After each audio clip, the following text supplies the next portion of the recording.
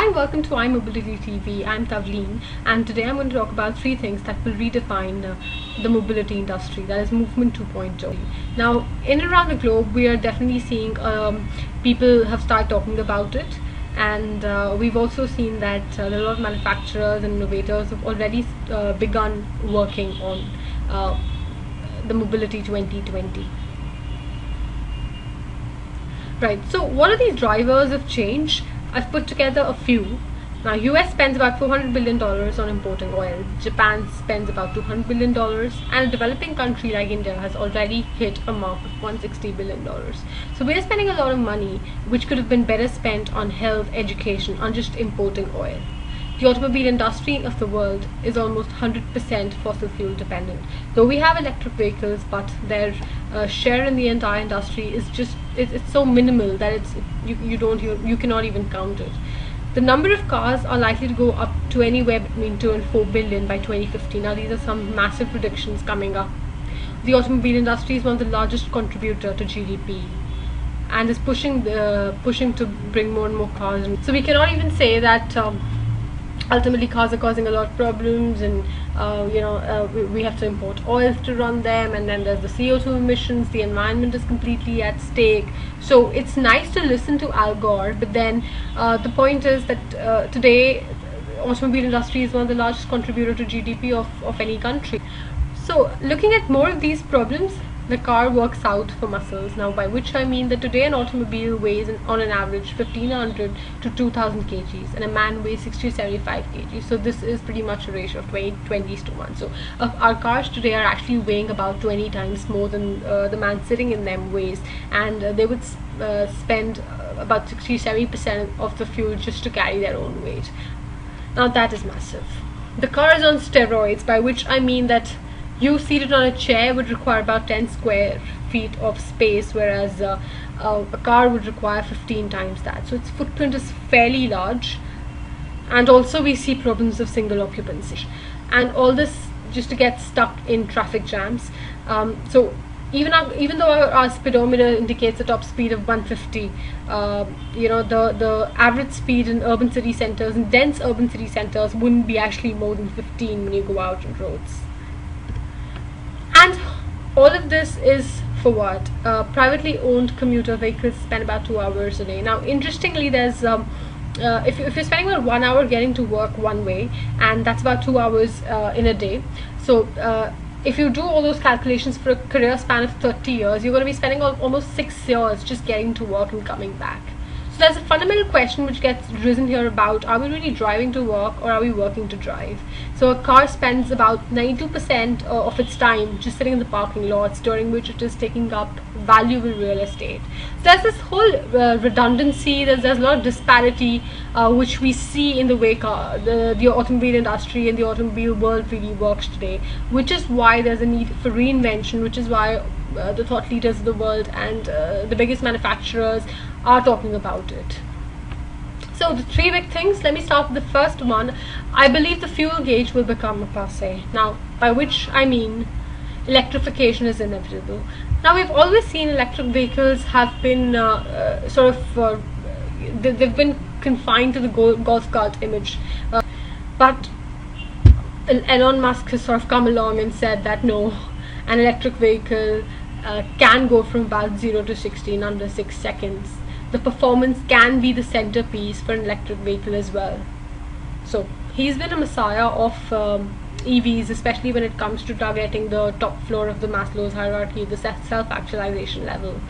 And here's the man who sort of made the mass electric vehicle a reality. Now today, Leaf is the best-selling electric vehicle in the world. Yes, it has set the record there. Now, Carlos has made certain bizarre predictions which have not really come along well, and as they would like to. He's predicted that we're going to hit a mark of 1.5 million units before 2020. Now, this has been a very aggressive prediction. That said, till 2013, they've sold about 100,000 Leafs already. So are we going to hit that mark of 1.5 million before 2020? It still seems a very aggressive target, but it'll be a space worth watching out for. In India, we've had the E2O, which has been launched. Now, in my last conversation with Pavan Goenka, I was very curious to know and why subsidies so important, the linchpin to the entire electric vehicle proposition. And his viewpoint over there was that subsidies are there just to sort of give you a launch pad, and because the EVs lack the scale, so the idea is to just be able to compete with the internal combustion engine vehicles to a point, and then the government is most welcome to take the subsidies away. So that's the strategy there. Just because the scale is missing, if subsidies could sort of come and fill in and do justice to this new space of electric vehicles.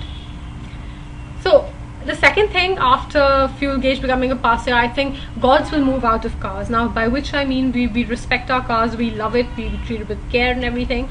But by saying that the gods will move out of our cars, I mean that the personalization element will go. I think this is something which is all set to happen, and we cannot control it.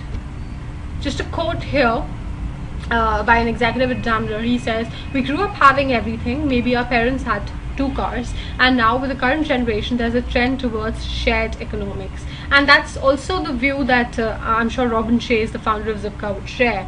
As a car manufacturer, do you want to lose this group or offer them something, because apparently you cannot sell to them? So the younger generation is sort of moving away from owning cars. So I think this is pretty much a global shift which is happening. Historically, we were strong in what I call the autobahn mobility, getting from A to B very fast on straight open roads, says Tony Douglas, a marketing executive for the BMW's Mobility Services division. And now he says, as more and more people move into the dense environments, horsepower isn't necessarily the best way to get from A to B. And if our customers are living in these cities and the ultimate driving machine is sitting in traffic, it could endanger our core business model. So I think that's really foresight, and manufacturers are plotting these scenarios. They're looking at 2020, 2050 very seriously to really understand where the auto industry is headed to, what are the kind of products that they will have to now manufacture. And something very interesting which is happening here is that the automobile industry is sort of moving from being a product only industry to being a service also industry, and that's a very interesting shift that we are now beginning to see, that the manufacturers themselves are getting into offering services to their consumers. So we see a shared car program, and now I am not talking about the traditional the zip cars and stuff, but also the manufacturers themselves have started getting into these services, providing these services and offering cars not as a owned commodity but on subscription basis. So we've got BMW's Drive Now program, we've got Daimler's Car to Go program.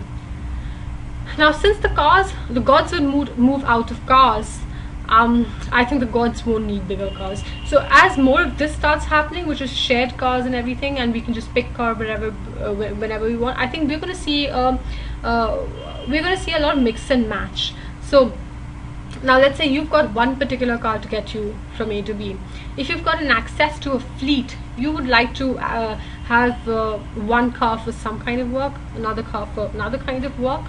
So I think these city cars, which is a prototype made by MIT, is very interesting, because here they're trying to say that a normal car, let's say, goes about 193 inches. City car just needs about 100 inches. And if a normal car, say, weighs about 2,000 kgs or 1,500 kgs, city car is only going to weigh about 450 kgs. So it's a very use specific car. It is meant for within city travel, and it's obviously got an electric motor, which means that the range is also just about 100 kilometers. So another very interesting photo here, which is how these cars can be parked now. I mean, look at that the ratio is about 3.3:1, so you can park about 3.3 smart city cars in a space where you just fit in your one traditional car. So that's really the kind of the shift which is happening. Compact is going to be the new lingo, and the smaller the size, smarter it is. So you can have an access to a fleet which consists of city cars and the bigger cars. So MIT, for one, has envisioned a scenario where, let's say, you're going to work, and you probably use one of the robo scooters to get there, and if you're going to say for shopping, you just use a green wheel and get to get for shopping, and when you're coming back you pick up one of the city cars from the fleet and get back. And at the same time, when you're going on a weekend getaway, you can use a bigger car and go for a weekend getaway. So having access to a lot many different kind of vehicles, and use specific is going to be the big word here, which is going to redefine.